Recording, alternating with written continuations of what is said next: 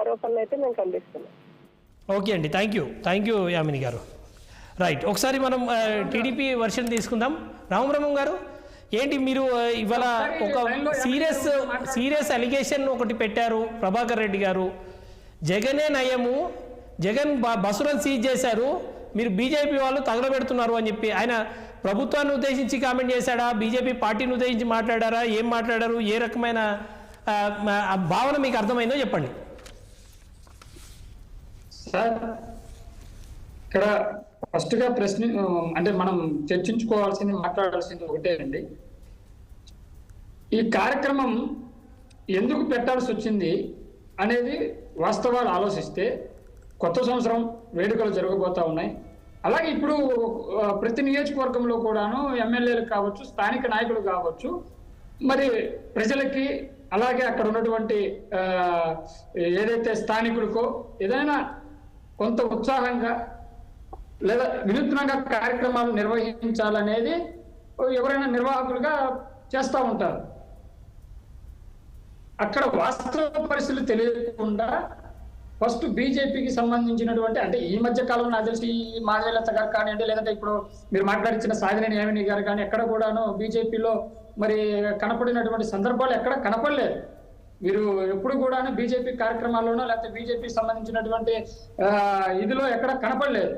కాకపోతే నేను అనుకుంటుంది ఏంటంటే ఏదో వాళ్ళ ఉనికి కోసం ఏదో పాపం వాళ్ళ పార్టీలో ఏదన్నా ఇప్పుడు నామినేటెడో లేకపోతే ఇంకోటో సరే వాళ్ళ ఉనికి కోసం ఏదో ప్రయత్నించే కార్యక్రమం ఏదో జరిగిందేమో నేనైతే అభిప్రాయపడతా ఉన్నాను.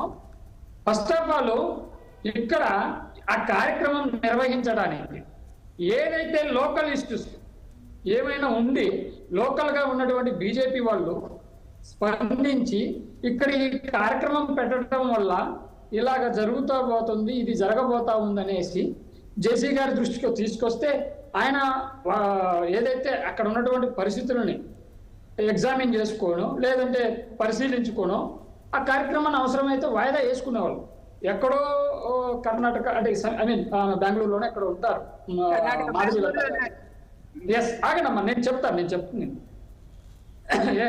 కర్ణాటకలో ఎక్కడో బెంగళూరులో ఉంటూ తాడిపత్రికి సంబంధం లేకుండా తాడిపత్రి యొక్క పరిస్థితులు తెలియకుండా మాట్లాడటం అనేది కొద్దిగా బాధాకరం మాకైతే. అనవసరమైనటువంటి కాంట్రవర్సీని ఇక్కడ మాధవీలత గారు తీసుకొచ్చారు. ఇంకొకటి వారు మాట్లాడిన మాటలు ఏంటంటే తాడిపత్రి మహిళలే ప్రతి ఒక్కటే కొంచెం ఇవి కూడాను వాళ్ళు మాట్లాడినటువంటి భాష కొంచెం మహిళా సమాజాన్ని కొంచెం తాడిపత్రి ప్రజలు అన్నట్టు అని రాష్ట్రంలో ఉన్నటువంటి మహిళలను కూడాను కొద్దిగా కించపరిచేలాగా మాట్లాడారు. ఇంకొకటి సాధినేని యామిని గారు కనుక లైన్లో ఉంటే సూటి ప్రశ్న అడగాలనుకుంటున్నాను. అమ్మ, మీకు వాస్తవంగా తాడిపత్రి నియోజకవర్గంలో కానీ లేదా తాడిపత్రిలో ఈ జేసీ పార్క్ అనేది జరుగుతున్నటువంటి కార్యక్రమానికి సంబంధించి మీకు వాస్తవాలు తెలుసా? మీరు వాస్తవాలు తెలిసే మాట్లాడారా, లేదా ఏదో మాట్లాడాలి కాంట్రవర్సీ చేయాలనుకొని చేశారా అనేది పక్కన పెడదామండి. అంటే ఇది ఎక్కడ ఈ జేసీ పార్క్ అనేది నేను తాడిపత్రి అంటే ఈ రాష్ట్రంలో ఉన్నటువంటి అనేక ప్రాంతాల్లో లోకేష్ గారి పాదయాత్రలో కానివ్వండి, లేదంటే కనుక చంద్రబాబు నాయుడు గారి ఇదేం కర్మ, బాధుడే బాధుడు, సో ఇట్లాంటి కార్యక్రమాలన్నింటిలో కూడాను నారా చంద్రబాబు నాయుడు గారితో నారా లోకేష్ గారితో ఈ రాష్ట్రంలో ఆనాడు జగన్మోహన్ రెడ్డి ప్రభుత్వంలో జరుగుతున్న అన్యాయాలు అక్రమాలపైన జరుగుతున్న ప్రతి కార్యక్రమంలో కూడా నేను పార్టిసిపేషన్ చేశాను. ఆ రోజు తాడిపత్రిలో కూడా నేను కొన్ని చూశాను. ఈ పార్కుని వాళ్ళు ఒక సొంత నిధులతో అభివృద్ధి చేసినటువంటి మహనీయులు ఈ జేసీ ప్రభాకర్ రెడ్డి గారు.